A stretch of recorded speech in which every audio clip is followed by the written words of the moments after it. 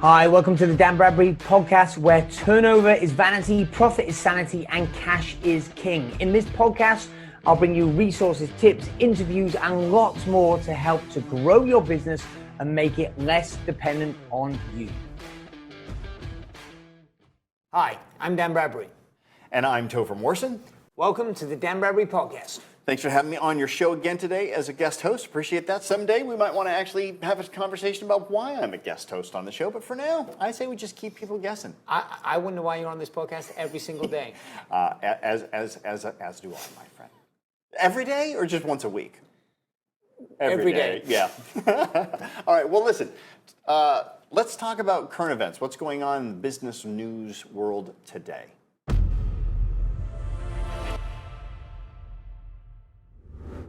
Porn. Excuse me? Pornhub. Pornhub is in the news again. Once again. All right. Well, specifically, it's now having a kind of insidious toxic effect. So there was a lady who was sadly exploited. A video was filmed when she was underage, and her now ex-partner uploaded it to Pornhub, and Pornhub were running ads and making money off it. So she sued them. But now they've expanded the claim, and a judge has ruled that Visa, as in the credit card company, Visa can be sued. They can become liable now. They can become liable because I forget the specific legal term, but they didn't stop it. So they facilitated Pornhub in monetizing this lady's tragic abuse. So I have two opinions about this. One is my visceral emotional reaction to this, which is good. Sue anybody and everybody affiliated with that, because I just have no tolerance or patience for that revenge porn shit. It's just got to go. I think it's just, in fact, by the way, have you seen, there's a new show on Netflix called The Most Hated Man on the Internet. Have you seen it?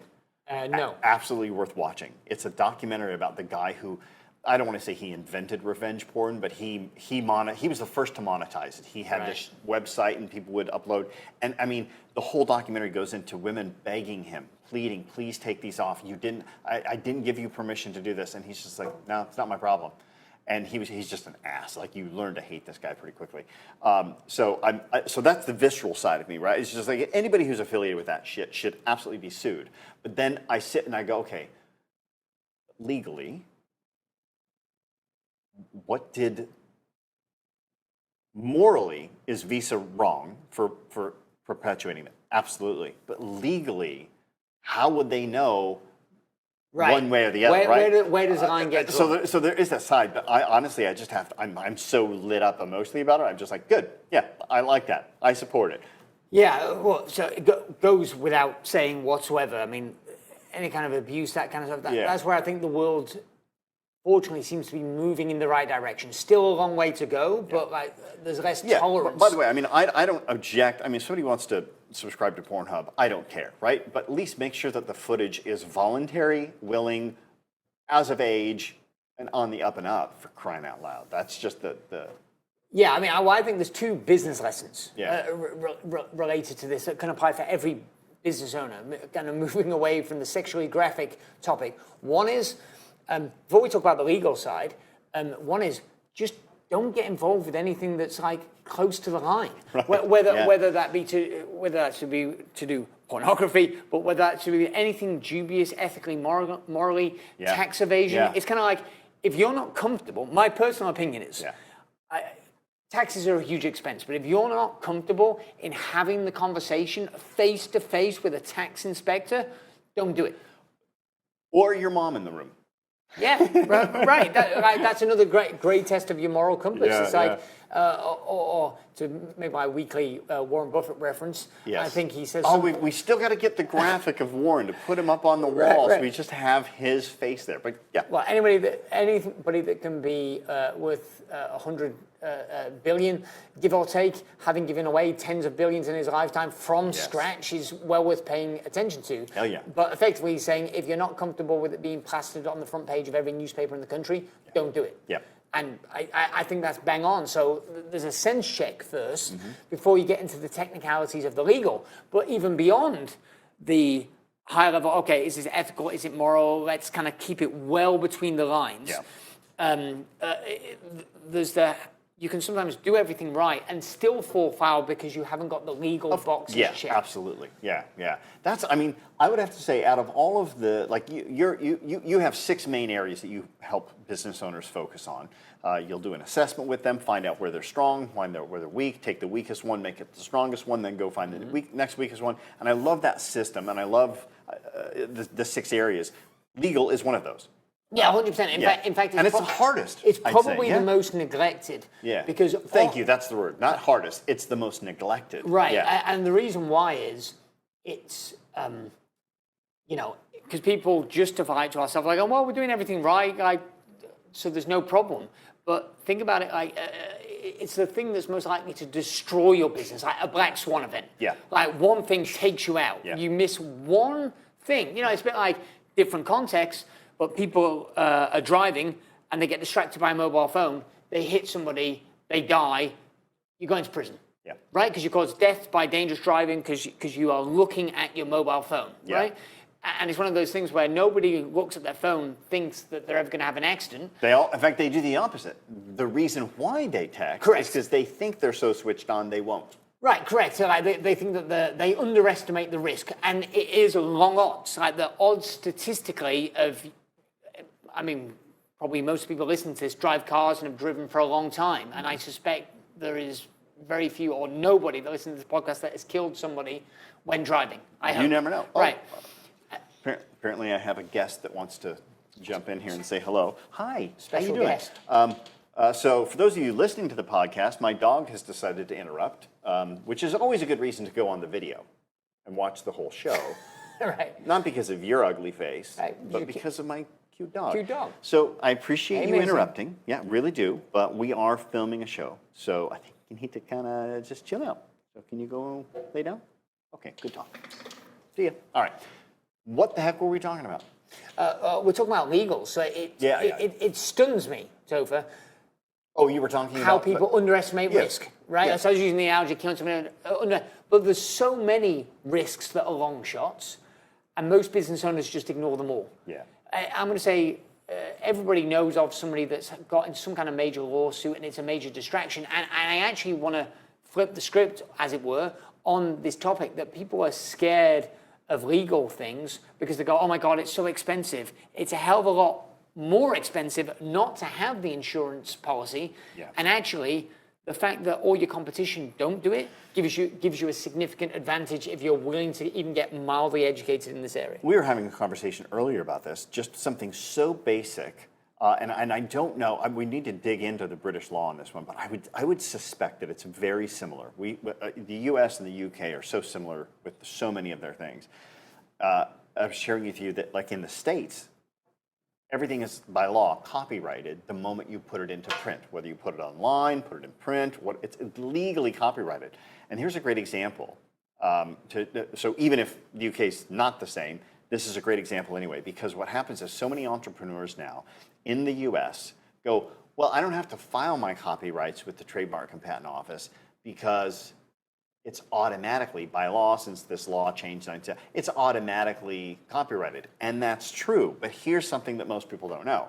While, yes, you are legally the owner of the copyright, unless you actually file the copyright with the Patents and Trade Library of Congress in the US, whatever it's called, you cannot sue anybody for violating your copyright.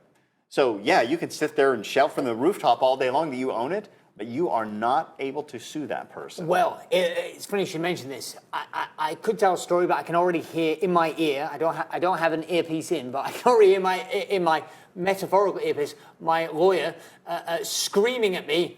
We are not lawyers. Yeah, we're not lawyers. Yeah. So it's not exactly the same, but that's the point. Oh yeah, the lesson here is that people just think they make assumptions. Yeah, it's easy.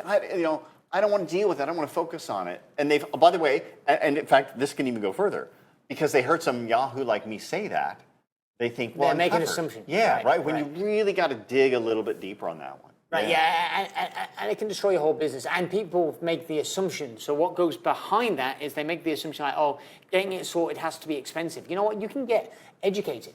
You can get educated there's a variety of ways and place where you can go to get a base level education. You don't have to go to a lawyer. In fact, it costs you more, not only if the black swan event happens, but it costs you more because if you as a complete rookie just go into a lawyer, another Warren Buffett plug, never ask a barber if you need a haircut. Yes. Right? If you're going to, do I need this? They're going to say yes. But how do you know if you're grossly overpaying or you're underpaying? How do you? How do you find the sweet spot? Well, to be simplistic, you need to get deal flow, but you also need to get educated. You need to understand the base premise. And by deal flow, you mean you need to interview more than one attorney. Well, you yes, but also just being around other business owners. I mean, I remember back in 2013 when or 12, when I did my first big exit, my first 7-figure exit, took 3 months off.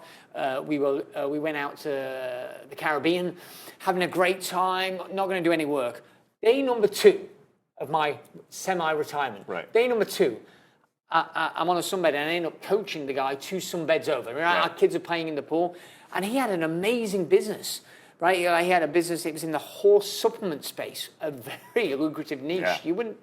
Unbelievable how much money this guy was making. Yeah. So he's got a big, successful business, and tens of millions, and yet he's freaking out of his mind. I'm like, why? And he'd been served with cease and desist for infringement of copyright.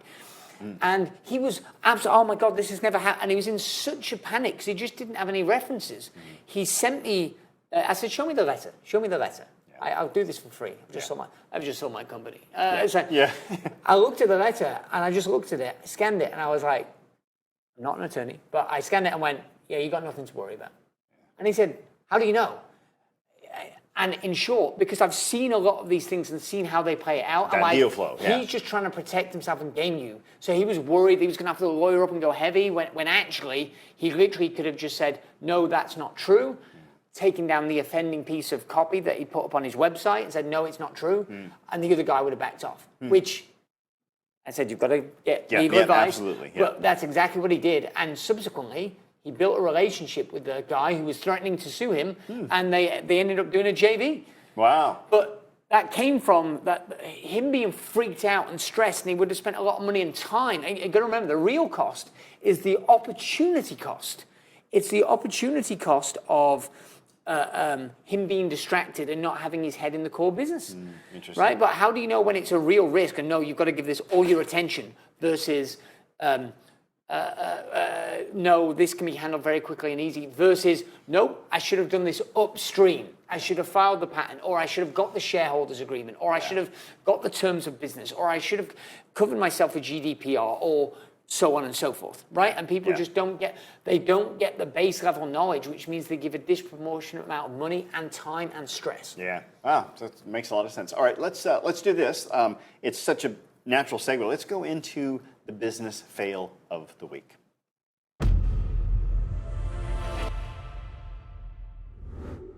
Business fail of the week is Dyson. Dyson, the vacuum cleaner company? Right. So Dyson have been sued by the health and safety executive and been fined £1.2 million for a health and safety violation of allowing a 1.5-ton milling machine to fall onto a worker. So wait. Okay, how heavy of a machine? 1.5 tons. 1.5 tons. You're the math guy, so I need you to do this for me, okay?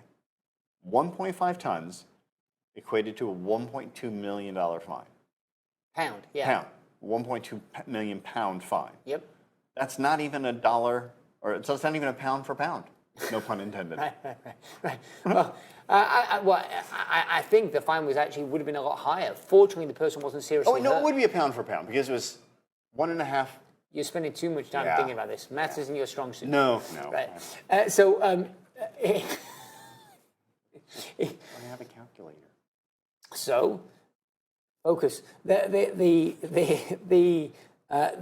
Basically, they didn't follow proper procedures, and the person got hurt and could have been killed. Easily could have been fatal, and so it's a slap on the wrist. Wait, it didn't kill her? It just fell on her? Him? Yeah, it fell on him. Apparently, it was head and chest injuries, but They were putting a wheel on this machine. It was a hell of a blow. Propped up. It fell off the blocks, and that's when it did the damage. But I wouldn't pick that guy in a bar fight, that's for sure. If he can survive.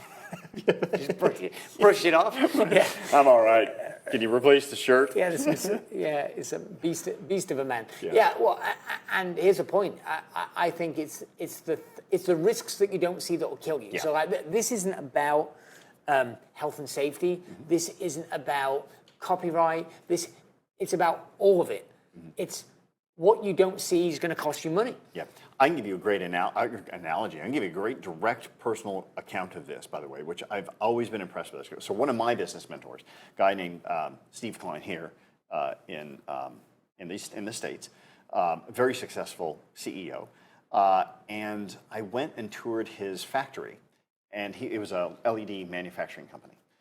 And we go back into the warehouse, and every one of the forklift machines, they're all robotic.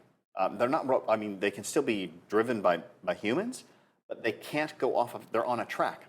Okay. Like so, they've got this little infrared thing or something that reads it. So as soon as it goes off track, the engine dies. And it was very expensive to install this. And he goes, I've been around long enough to know that forklift accidents are never a question of if they're going to happen. It's only a question of when it will happen. And by me installing this safety precaution, we've never had an accident on a forklift ever. And I was like, that's a great example of taking the time to invest the money and the energy and the focus in something to prevent something which is preventable. Yeah, no, I like that. I mean, it reminds me of the Dragon's Den. In Dragon's Den, there was a lady there. I said Stephen Klein. Steve Parker. Different friend. But yeah, I want to make sure I give him proper credit. Steve Parker. Steve Parker. Yeah, brilliant man. So it reminds me of the Dragon's Den. There was somebody with a nursery or some kind of child-related business. And the Dragons basically went, this is a great business. Cannot invest in it. You know why? They said, the risk is too high. Choking hazard. What do you mean? Well, they just said, all that has to happen is a member of staff has to abuse in any way, shape, or form any child. Yeah. And then even though it was the staff member, the whole business name, brand gets tarnished, and the business fails. Yeah. Right? So it's some risks you can legally protect, some you can't. Yeah. So you've got to think about this stuff because it can be a black swan event that can destroy your whole business. Why do you think entrepreneurs don't think about it enough? Like, is it just one of those things where we're so inherently optimistic that we just don't want to be burdened by what could go wrong things? Like, la, la, la, la, la. I don't think it's conscious. I think we've got to be blindly optimistic to be crazy enough to be an right, entrepreneur. Yeah, that's what I'm saying. Like, right? Yeah, so we see the upside. We that. see something like that and see what could be possible, how it could all work out. But it's interesting of the thing that got you to get going in your business is the thing that will prevent you from progressing. Yeah. I love this analogy. It's kind of like the very things that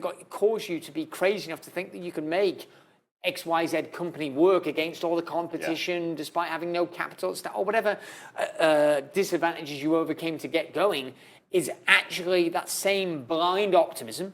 You know who I'm thinking about right now? WeWork. Right? Perfect example of I was that. looking at one of those this morning here in Tampa, and I was telling Chad the story. I mean, crazy, but that's definitely a topic for another time. Let's do this. Let's move on. Let's talk about the hero of the week. Who is your business hero of the week? Who do we want to highlight to give some focus on?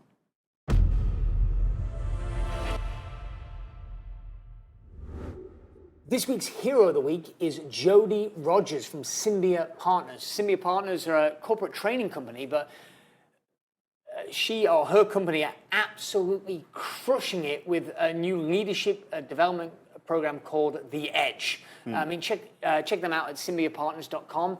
But and why is she the entrepreneur of the week with a legal theme? Right, because her business, if I go back into the pandemic, imagine you go into companies, big corporates to do face-to-face training, and it was all dependent upon her. Yeah.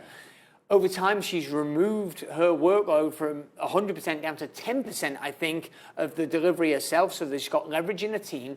But this was the real brilliance. The Edge is this program. She went from doing it for individual companies to having a lot of different companies place people in this ongoing program. So it's a recurring revenue program. So from a business owner perspective, she's created mass stability and recurring revenue, like all in one go. And if I'm honest myself, when she came up with the idea, I was like, wow, this is a tough nut to crack. And even I was kind of going, I'm not sure if this is going to work, but that lady is absolutely crushing it, rock star. I haven't asked her permission, so I won't talk about numbers. All I'll say is she's breaking new record revenues for her at a rate of knots, incredible margins.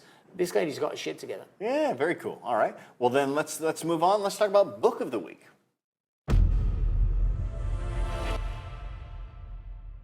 This week's book of the week is not actually a book. It's a podcast, and it's a special deviation from the rule. Leave it to an entrepreneur to break the rules. When I say, say all we not- need is a book of the week, and then he comes to me and he says, I don't have a book, I'm going to go podcast.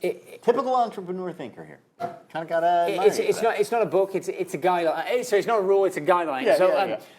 Yeah,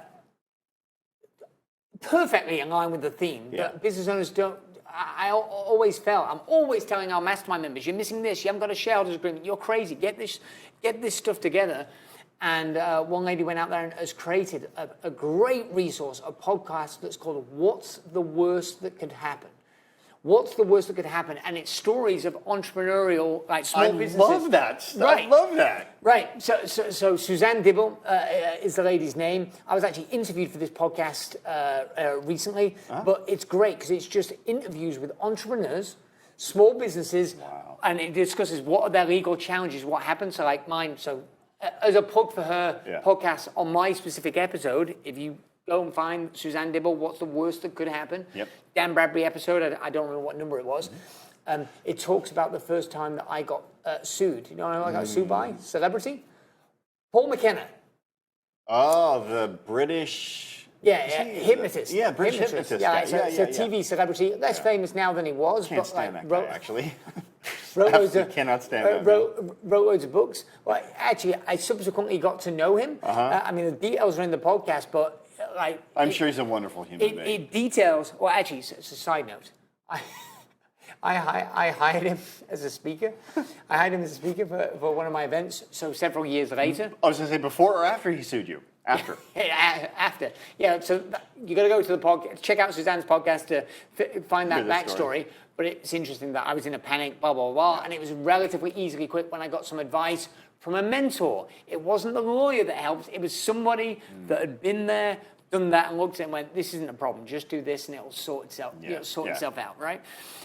But when Paul was backstage, I say, how do you want to be introed? And I'm going to have to clean up this language a little bit. So, since when do you ever clean up your language? Yeah, well, all I'm going to say is I'm going to replace the word Paul used with the word puppy. Okay. So he said, I said, how do you want me to introduce you, Paul? Like for this audience of X hundred people, how do you want me to introduce you? And he went, yeah, you can say whatever the heck you want. Just don't tell them that I'm a puppy. and I went, okay, I can do that. So I went on stage, went, hey, little gentleman, you know him, you've heard of him, it's Paul McKenna, and he's most definitely not a puppy.